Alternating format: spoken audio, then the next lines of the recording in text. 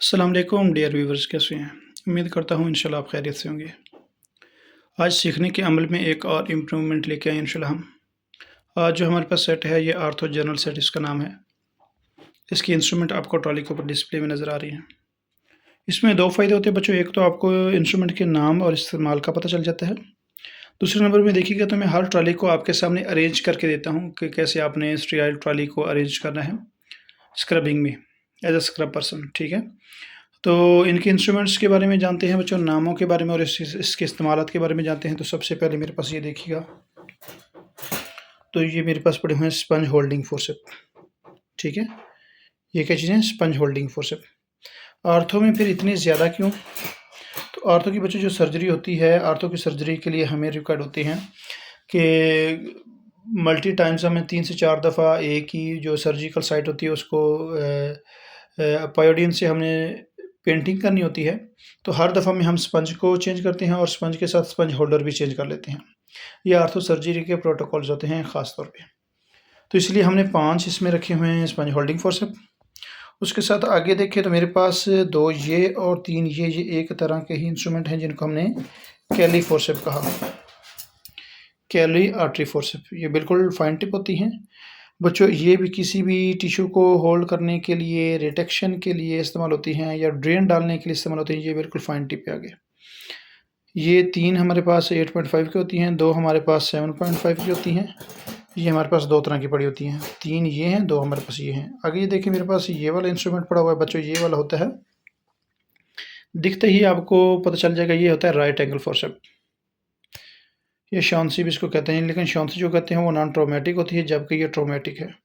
तो शॉन्सी की कैटेगरी में तो हम इसको नहीं रखते क्योंकि इसके जो बीच में दांत नज़र आ रहे हैं, सेरेशंस, ये जो होती है ना टिश्यू को डैमेज कर सकते हैं। जो बिल्कुल सॉफ्ट टिश्यू का मतलब अगर इंटेस्टाइन को पकड़ना हो, ब्लड वेसल को पकड़ना हो तो ये उसको रप्चर करेंगे, इसलिए हमने इसको ट्रॉमेटिक कहा।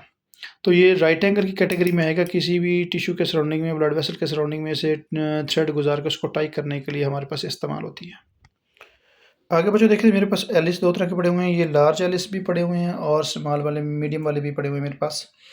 तो ये एलिस फोर्सेप जो होते हैं ये भी ट्रॉमेटिक इंस्ट्रूमेंट की कैटेगरी में आता है। ये बच्चों टफ टिश्यू को पकड़ने के लिए, जैसा कि हमारे पास मेनिस्कस होती है या पेरियोस्टियम होती है, उनको पकड़ के रिटेक्ट करने के लिए भी और उनको होल्ड करने के लिए भी। और अगर हमारे पास हमने बायलैटरल टीकेआर करवाना हो तो हमारे पास स्पंज होल्डर जो हैं वो थोड़े पड़ जाएँ पेंटिंग के लिए, तो हम इनको भी एज़ अ पेंटिंग इस्तेमाल कर सकते हैं। आगे देखिए तो मेरे पास लेंस टिश्यू है। लेंस टिश्यू भी टफ टिश्यू को होल्ड करने वाला इंस्ट्रूमेंट होता है। ये गायनी के सेट में, सी सेक्शन सेट में भी आपको नजर आएंगे और इसमें भी आपको नजर आ रहे हैं। तो देखिए होल्डिंग फोर्सेप, ये टफ टिश्यू को पकड़ने के लिए। आगे मेरे पास ये जो पड़े हुए हैं और ये पड़े हुए हैं, ये स्ट्रेट कोकर है, जबकि ये कर्व कोकर होते हैं। ये इनके भी आगे टिप पे क्या होते हैं, दांत बने होते हैं। इनका काम भी टफ टिश्यू को होल्ड करना है। ये मेरे पास कर्व वाला है, कर्व आर्टरी की तरह होता है। और ये वाला बच्चों मेरे पास स्ट्रेट कोकर है, ठीक है। इसके आगे दांत देखें तो एक तरफ 2 दांत है, जबकि दूसरी तरफ एक दांत है। ये देखें, ये मेरे पास कुकर पड़े हुए हैं। आगे ये देखें तो ये मीडियम वाले कुकर हैं, ये कर्ड कुकर है और ये स्ट्रेट कुकर है। इनको भी देखें तो इसके भी आगे इसी तरह के दांत बने हुए हैं बच्चों, लेकिन बहुत फाइन है। जितना उसका टिप अपनी छोटी है उसी तरह इसके दांत भी छोटे हैं। ये कर्ड वाले कुकर है मेरे पास, ये स्ट्रेट वाले छोटे कुकर हैं। मॉस्किटो कुकर भी इसको कह सकते हैं, टूथ आर्टरी फोर्स से भी इसका नाम है। आगे देखें तो ये मेरे पास मॉस्किटो हेमोस्टेटिक आर्टरी पड़ी हुई हैं, जिनको हम 8 आर्टरी हमारे पास आर्थो में होती हैं, ठीक है। और ये होती है होमोस्टेटिक मॉस्किटो आर्टरी फोर्सेप्स।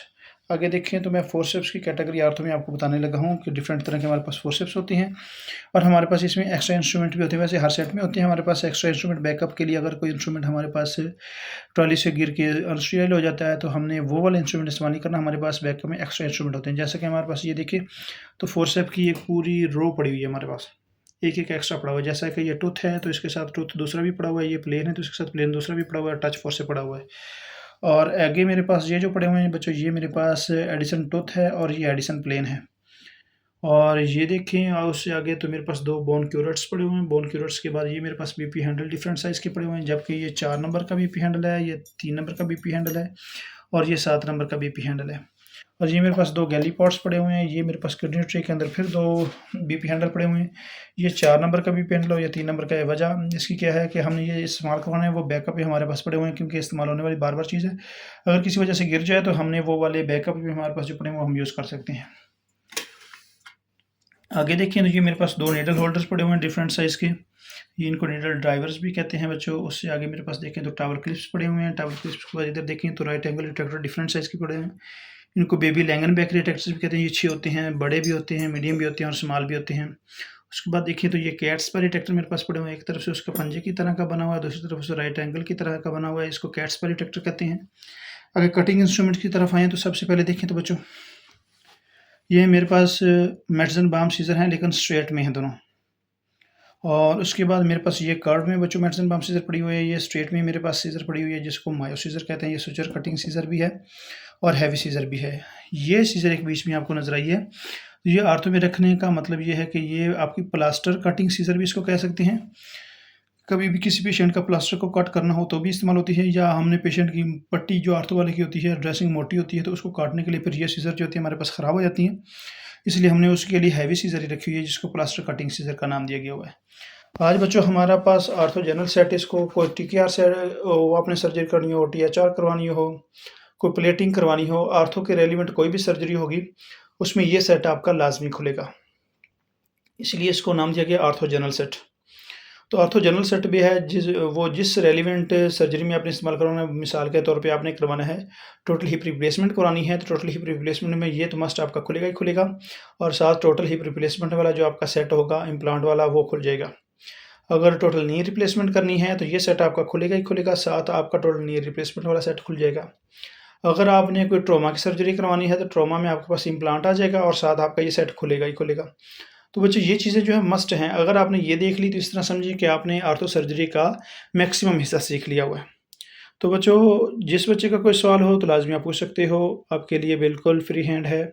आपके सीखने के सेशन में हैं तो हम आपको सिखाने के लिए रेडी हैं।